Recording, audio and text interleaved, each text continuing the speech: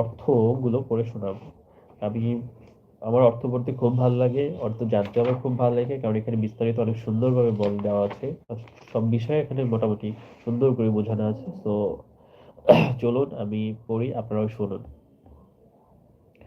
আউযু বিল্লাহি মিনাশ শাইতানির রাজিম। বিসমিল্লাহির রহমানির রহিম। শুরু করছি মহান আল্লাহর নামে, যিনি পরম করুণাময় ও অসীম দয়ালু। আলিফ লাম মিম রা, তা কুরআনের আয়াত, যা তোমার কাছে তোমার রবের পক্ষ হতে যথার্থই অবতীর্ণ হয়েছে, কিন্তু অধিকাংশ লোকই তা বিশ্বাস করে না।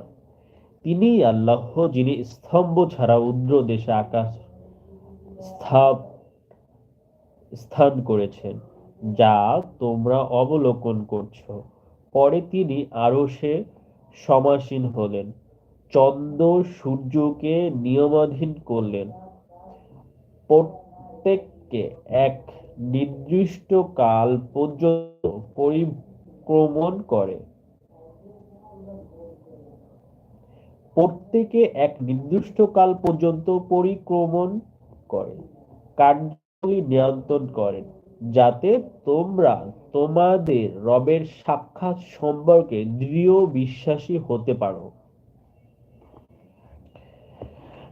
টিকা, আমি সূরা রাদ পড়তেছি। সো সূরা রাদের প্রথম টিকাটা হচ্ছে আয়াত 1 নং নিয়ে। সেখানে বলা আছে, অর্থাৎ এই কোরআন এবং যেসব বিধি বিধান আপনার প্রতি নাজিল হয় সেগুলো সব সত্য এবং সন্দেহের অবকাশ মুক্ত, কিন্তু অধিকাংশ লোক চিন্তা ভাবনা না করার কারণে তা বিশ্বাস করে না।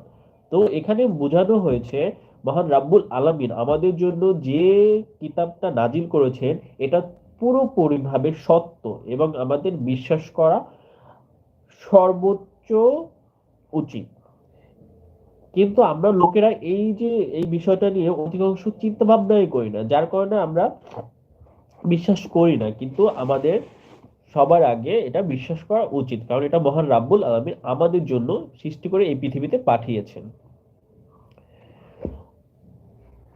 আর তিনি জমিনকে বিস্তৃত করলেন, অতঃপর তাতে পাহাড় ও নদী স্থাপন করলেন, আর তাতে প্রত্যেক প্রকারের ফল সৃষ্টি করলেন জোড়ায় জোড়ায়। দিনকে রাত দ্বারা আচ্ছাদিত করে দিলেন। নিঃসন্দেহে এতে চিন্তাশীল সম্প্রদায়ের জন্য নিদর্শন রয়েছে। আর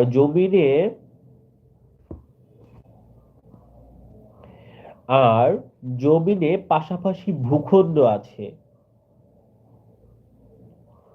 আঙ্গুর বাগানসমূহ, শস্যক্ষেত্র রয়েছে, শির বিশিষ্ট ও অশির বিশিষ্ট খেজুর গাছ একই পানিতে সিঞ্চিত, অথচ ফলসমূহের স্বাদে আমি এদের এক একটিকে অন্যটির উপর শ্রেষ্ঠত্ব প্রদান করেছি স্বাদ হিসাবে।